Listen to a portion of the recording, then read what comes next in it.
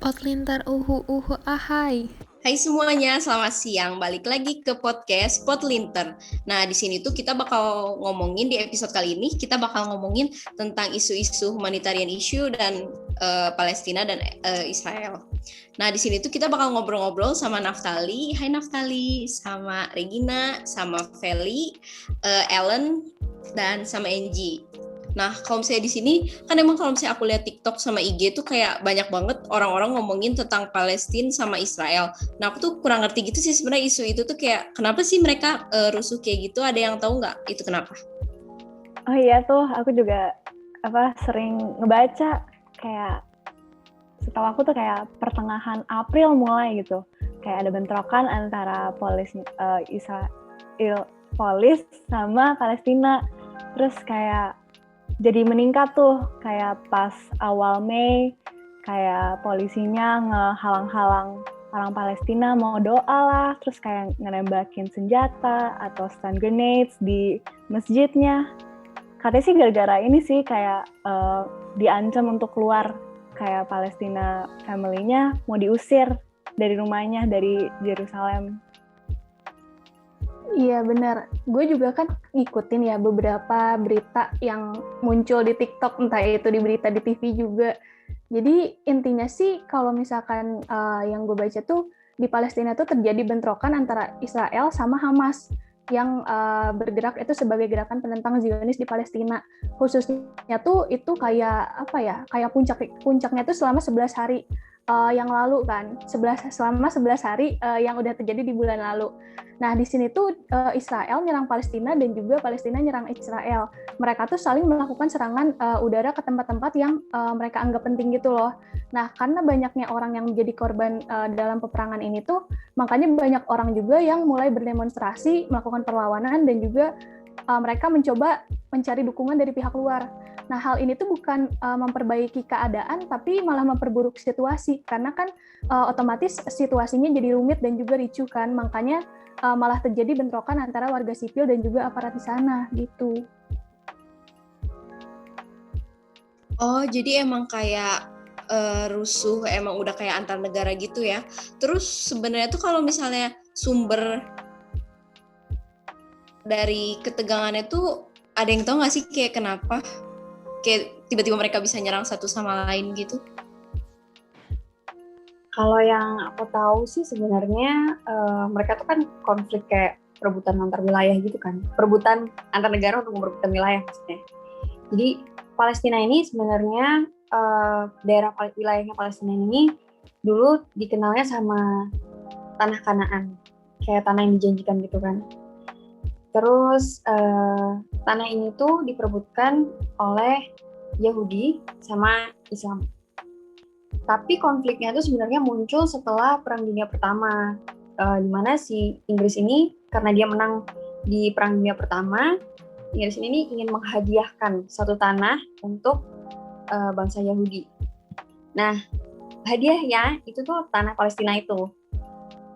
Dia itu memberikan, terus dia bikin namanya Deklarasi Balfour tahun 1917 kalau nggak salah. Itu tuh kayak supaya kelihatan legal aja gitu, supaya kelihatan kayak oh emang sah aja untuk orang Yahudi nih gitu. Tapi ternyata si pihak Islamnya yang di daerah Palestina situ dia merasa kayak loh nggak bisa gitu dong gitu. Ini kan klaim wilayahnya kok cuman kayak dari Inggris doang gitu. Padahal di situ ada nggak cuman orang Yahudi doang gitu, tapi ada juga orang Islamnya. Nah sampai akhirnya di tahun 1947 itu PBB mengadakan sidang untuk tujuannya sih untuk membagi wilayah itu jadi dua.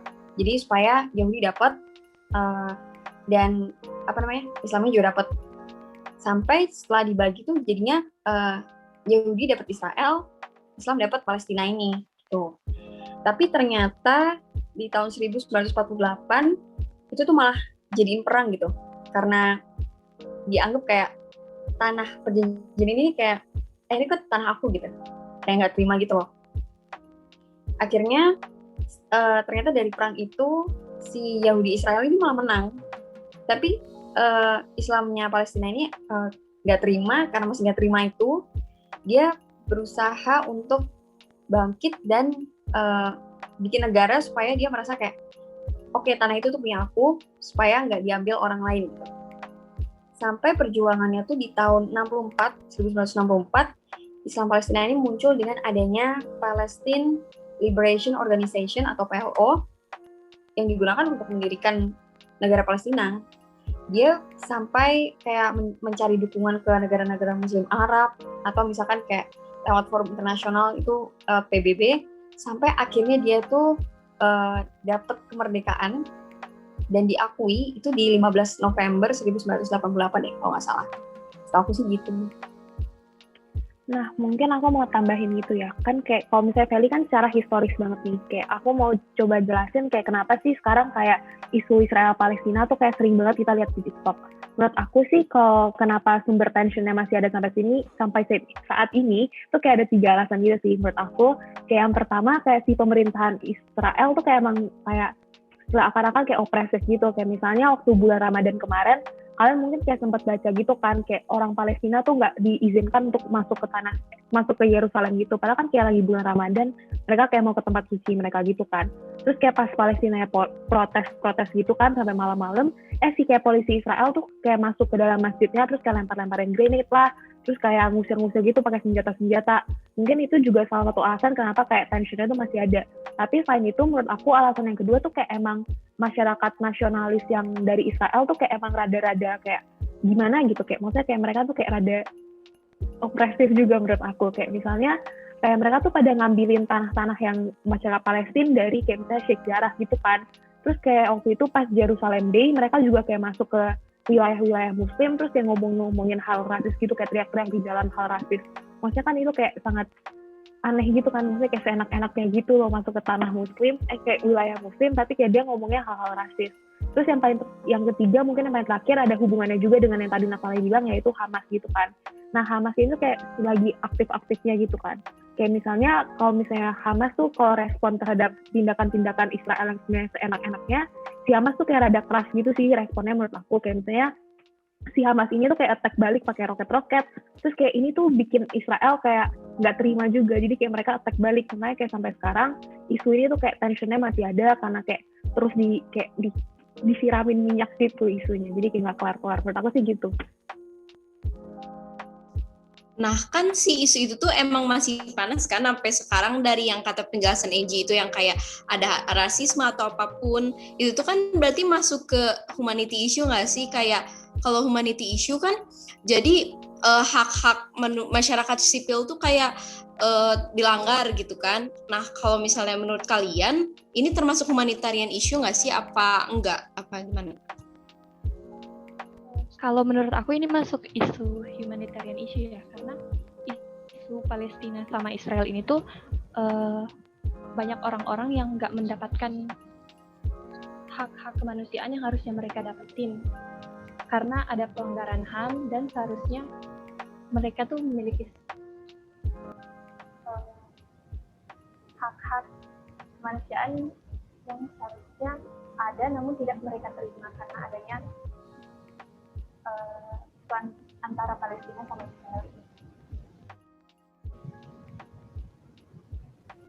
Kalau humanity sih juga banyak ya kan ya bentuk-bentuk violationsnya. Apalagi kalau kayak ngomongin humanity issue artinya pasti terkait sama human rights.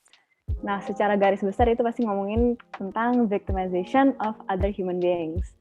Terus bentuknya tuh ada banyak, kayak paling dasarnya tuh diskriminasi ras atau etnis, kayak slavery atau opresi yang mengarah ke refugee itu, sama immigrant nyari protection sama asylum. Terus ada juga diskriminasi gender, ketidaksetaraan gender, terutama buat kayak kita ya wanita-wanita gitu.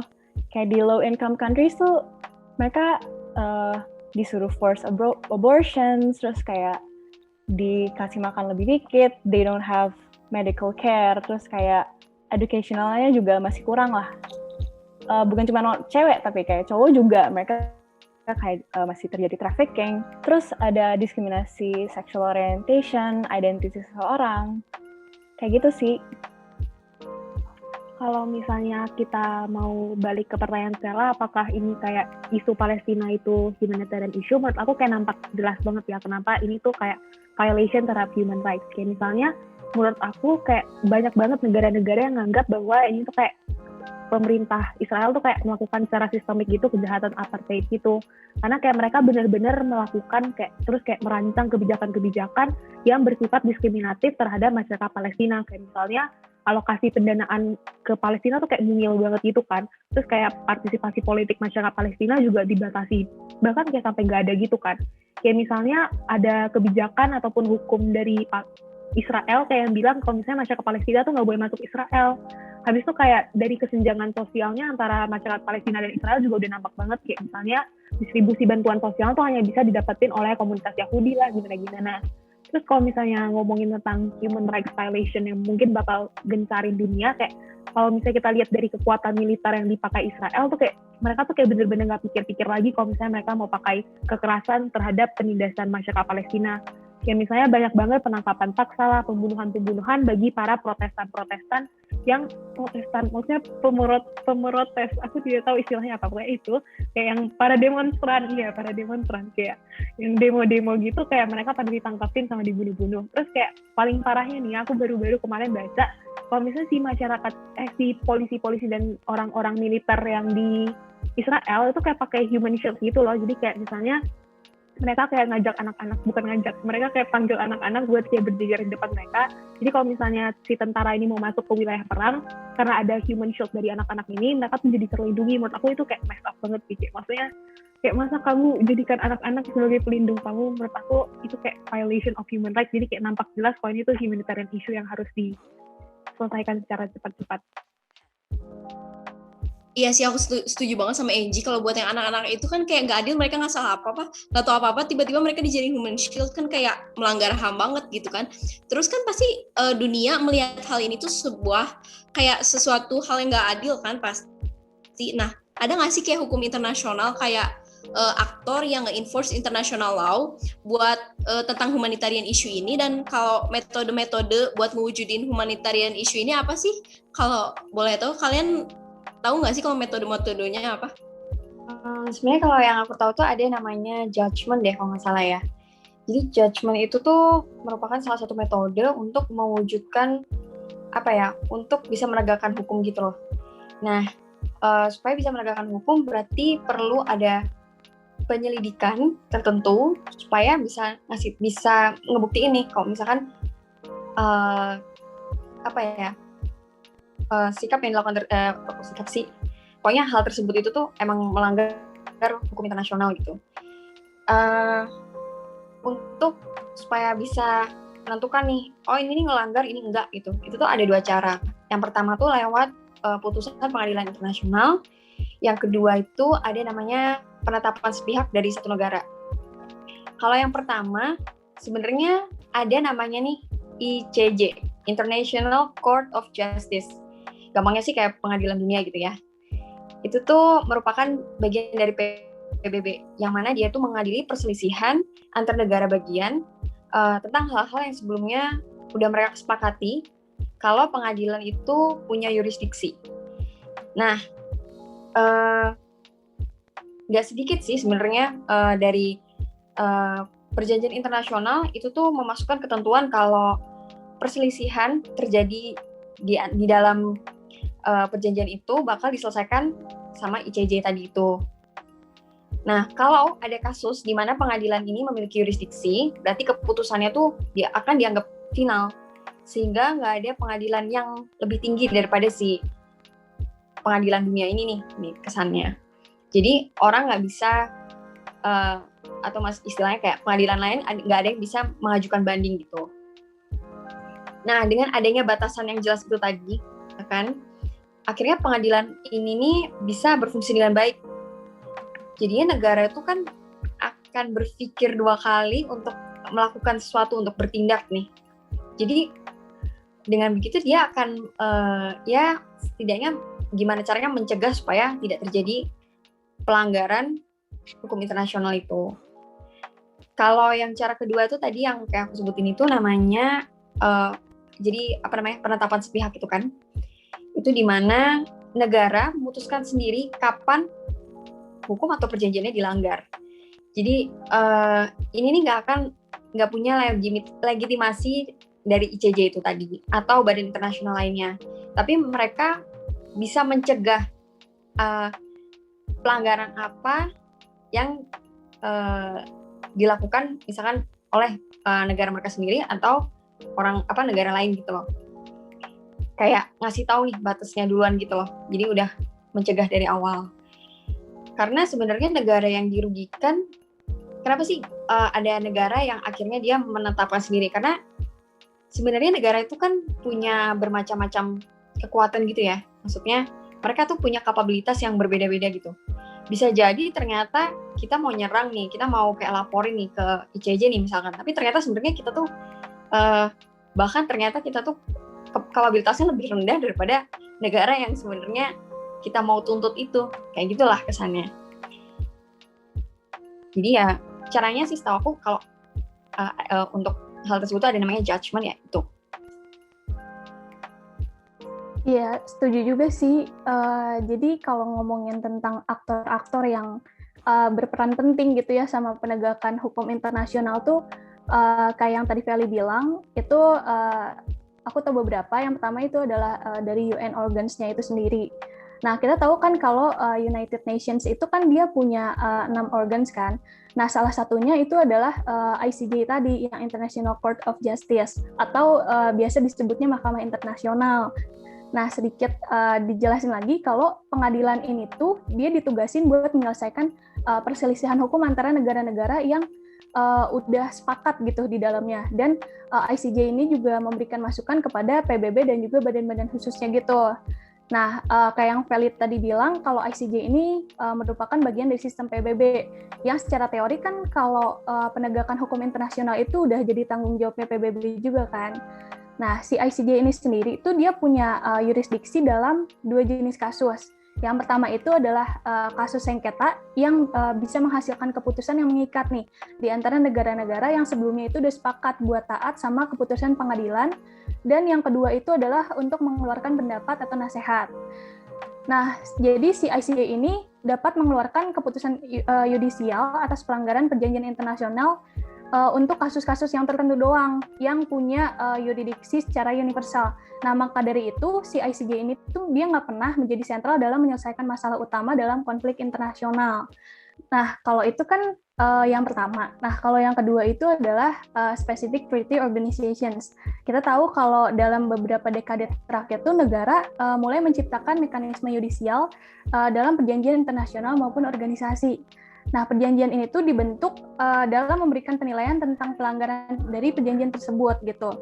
Nah, sesuai dengan namanya, si Specific Treaty Organizations ini tuh diciptakan untuk menangani permasalahan dalam aspek yang khusus. Misalnya ada UNICEF yang berfokus pada perlindungan anak.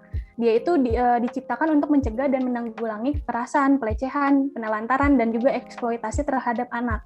Kayak gitu. Tapi kalian tahu nggak sih, sebenarnya tuh kayak ada juga kayak misalnya sanksi ataupun penalti terhadap humanitarian issue yang sebenarnya tuh diturunkan sama di ACC organisasi internasional, tapi kayak yang ngejalanin tuh bukan organisasi internasional gitu, tapi kayak justru kayak negara-negara. Jadi itu kayak negara tuh seolah-olah menerapkan sanksi dengan mengatasnamakan organisasi internasional ataupun traktat internasional gitu namanya. Kalau nama kerennya tuh blended enforcement. Ini tuh kayak contohnya kayak WTO gitu kan. Ini kan segala prosedur yang berjalan dalam WTO kan kayak udah dinegosiasiin dulu. Nah, dalam negosiasi itu tuh mereka gak cuma jelasin tentang terms-termsnya, tapi kayak juga ngejelasin tentang kira-kira sanksi apa yang akan diterapkan kalau misalnya ada yang melanggar gitu. Ini tuh harapannya biar nanti tuh kayak nggak kasih sanksi sembarangan karena udah secara multilateral disetujuin gitu kan. Tapi bukan berarti kalau misalnya semua negara yang menerapkan sanksi itu kayak berdasarkan organisasi internasional gitu, kayak yang tadi si Feli bilang, ada juga yang negara-negara tuh yang self-enforced gitu. Nah, ini tuh kayak seringkali dilakukan atas kepentingan ataupun kayak kepercayaan dan penilaian-penilaian dari negara sendiri. Ini kayak bisa dilakukan melalui diplomatic pressure, force, dan juga economic sanction. Ini tuh mungkin contohnya kayak Amerika Serikat terhadap Bashar al-Assad gitu ya. Misalnya waktu itu Bashar al-Assad kayak pakai chemical weapon gitu kan. Terus kayak AS tuh kayak bilang, nggak boleh kayak gini, harus stop pakai si senjata kimia terhadap Suriah gitu kan. Tapi tuh kayak pas si Barack Obama kayak bawa ke UN gitu, kayak ini tuh ditolak gitu karena ada si veto dari Rusia gitu kan. Jadi pada akhirnya kayak Barack Obama tuh kayak melakukan serangan terbatas terhadap Al-Assad gitu, biar kayak sebagai peringatan kayak kalau misalnya si Al-Assad ngapa-ngapain lagi, ini tuh konsekuensi yang akan didapatkan, yaitu dapat serangan balik gitu. Jadi kayak ada self-enforcement sama blended enforcement itu.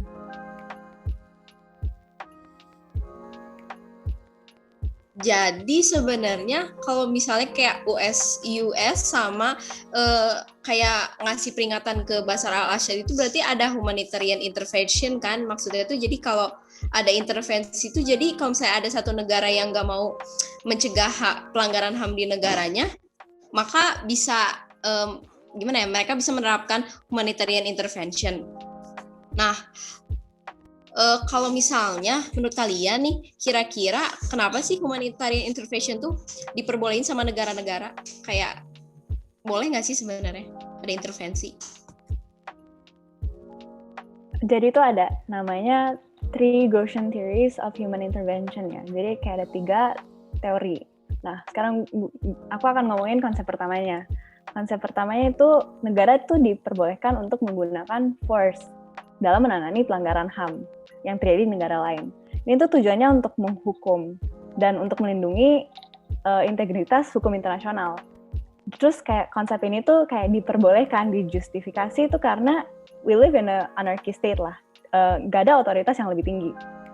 Terus dengan menggunakan force ini kayak diharapkannya tuh biar negara tuh nggak bertindak semena-semenanya mereka lah. Terus kalau buat contoh kayak yang tadi Inji bilang, US dan Syria.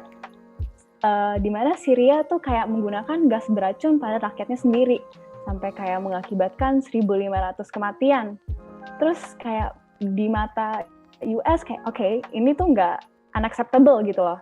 Jadi mereka intervention, mereka coba ngelarang, tapi kan di veto kan ya. Tapi force-nya tuh tetap ada. Terus tapi konsep ini tuh udah nggak berlaku lagi sekarang karena ada ancaman kayak takut nih nanti kedaulatan negara jadi merasa terancam, kedaulatan negara jadi hilang lah. Terus konsep ini juga tapi lebih fokusnya pada ngehukum pelakunya, bukan melindungi korban yang terjadinya itu. Ya, jadi selain ada force yang tadi udah dibilang sama Ellen, yang kedua itu ada terdapat wali sementara bagi warga negara yang tertindas oleh negara mereka sendiri dengan tujuan untuk melindungi HAM. Jadi landasan teori dari adanya wali sementara di negara ini karena bagaimana penguasa akan kehilangan hak dari kedaulatan independen apabila melanggar hukum sistem internasional. Jadi adanya wali sementara yang dipertanyakan karena apabila ditinjau secara historis mungkin kekuatan kolonial menggunakan konsep ini untuk menutupi eksploitasi yang sebenarnya mungkin mereka lakukan. Jadi meskipun intensinya baik, tetap hal itu tuh tetap menghalangi berjalannya konsep self-determination dalam suatu negara. Yang ketiga itu ada penggunaan struktur yuridis intervensi kemanusiaan yang memperjelas dasar hukum dan ruang lingkup otoritas negara untuk melindungi HAM. Teori perkembangan ini masuk dalam teori Pre-Grotian tadi. Jadi negara tidak memiliki kekuatan unilateral untuk memberikan hukuman maupun perlindungan atas nama HAM. Negara juga hanya dapat melakukan intervensi apabila telah diberikan otoritas oleh Dewan Keamanan. Teori ini itu menekankan tentang bagaimana hukum internasional tidak lagi sekedar mengatur kapan negara berhak melakukan intervensi kemanusiaan, melainkan metode dari mekanisme melakukan intervensi tersebut. Gitu sih. Jadi sebenarnya tuh boleh ya negara lain tuh intervensi ke kalau ada isu di negara lainnya boleh mengintervensi. Tapi tuh ini emang nggak kontroversial ya sebenarnya. Ya justru ini sih makanya kenapa isu ini tuh bisa jadi viral juga karena yang pertama, kita pikirin aja nih tentang klaim legitimasi dari tindakan tersebut. Nah, gimana mungkin negara yang kedaulatannya kan udah dijamin secara hukum internasional nih. Nah, itu tuh bisa dicampuri oleh negara lain. Nah, secara kita bisa lihat, intervensi kemanusiaan tuh udah jelas-jelas sangat kontradiktif dengan konsep kedaulatan. Khususnya konsep kedaulatan Westphalia yang intinya tuh setiap entitas politik, yaitu negara, tuh berhak mengatur urusannya sendiri tanpa campur tangan pihak lain. Nah, prinsip ini juga udah dituangkan dalam piagam PBB yang isinya tuh melarang negara lain untuk ikut campur urusan dalam negara lain gitu. Nah, yang kedua, kenapa ini kontroversi? Karena intervensi militer kan belum tentu melibatkan isu kemanusiaan. Tapi kalau kita lihat lagi, intervensi kemanusiaan itu seringkali didahuluin sama intervensi militer. Nah, kenapa? Makanya intervensi kemanusiaan ini benar-benar kontradiktif sama prinsip larangan penggunaan kekuatan militer.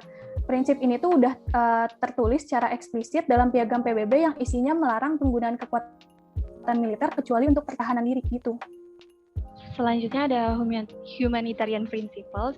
Itu ada terbagi dalam 4. Yang pertama, humanity atau permasalahan kemanusiaan harus diselesaikan ketika ditemukan. Jadi, aksi kemanusiaan dilakukan untuk melindungi kehidupan dan menghargai manusia atau setiap pribadi gitu. Yang kedua ada neutrality atau aktor kemanusiaan tidak boleh berpihak dan terlibat dalam kontroversi politik, rasial, agama, atau ideologi. Yang ketiga ada impartiality atau aksi kemanusiaan harus dilakukan atas dasar kebutuhan dengan prioritas kasus yang paling mendesak tanpa perbedaan atas dasar kebangsaan, rasial, jenis kelamin, agama, kelas, ataupun pandangan politik.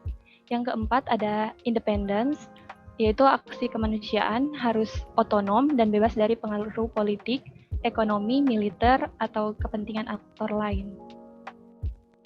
Oh gitu, jadi maksudnya sebenarnya kontroversial tapi masih boleh gitu ya. Nah kalau misalnya contoh kasus bantuan humanitarian isunya tuh apa sih, kalian ada yang tahu nggak sih kalau bantuan? Kalau setahu aku sih sebenarnya aku nggak tahu persisnya ya, maksudnya humanitarian issue-nya tuh dibantuin dalam bentuk apa. Cuman setahu aku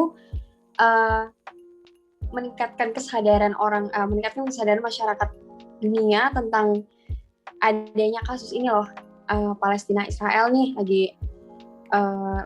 lagi tempur nih ceritanya, lagi berperang, sampai kemarin ada kondisi di mana katanya orang lagi sholat atau apa itu, katanya tuh sampai mereka dibom dan lain sebagainya atau diserang, itu sebenarnya juga salah satu bentuk bantuan, karena akhirnya orang jadi sadar kayak ada ini nih isu kemanusiaan yang sampai harus memakan korban jiwa nih. Selain itu sebenarnya ada salah satu berita yang aku baca itu di mana Amerika Serikat ini mau membantu nih untuk melakukan perjanjian untuk gencatan senjata kalau nggak salah ya. Ya itu sebenarnya salah satu bantuan supaya nggak ada lagi nih perang antar dua negara ini, supaya nantinya nggak semakin banyak lagi aja itu korban jiwanya. Setahu aku sih gitu. Oke, makasih banget Feli. Sekarang aku jadi lumayan ngerti sih kayak isu Palestina tuh apa, humanitarian issue tuh apa, terus kayak ternyata mereka berkaitan juga ya, aku baru sadar. Jadi pasti teman-teman yang nonton juga ngerti kan, jadi tambah ngerti gitu kayak isu Palestina tuh tentang apa, humanitarian issue tuh kayak gimana. Jadi sekian ya dari podcast Podlinter. Kita harap kalian seneng nontonnya, nggak ngebosenin. Pokoknya nantikan episode-episode kita selanjutnya ya. Makasih semuanya. Dah.